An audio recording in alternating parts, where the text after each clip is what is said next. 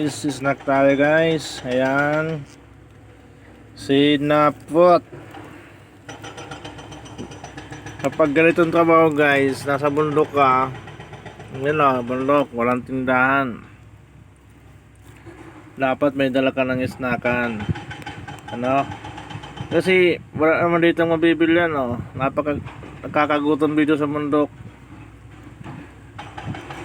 Kaya talaga maswerte ka kung may pera ka pa, kasi doon ka pa lang sa baba makakabili ka. Eh kung wala ka ng pera, wala lang, tis na lang.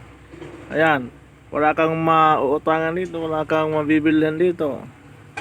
Yung Encantadia dito, nakasarado pa yung mga Encantadia. Sila Danaya, sila Pirina, walang tinda sila dito guys.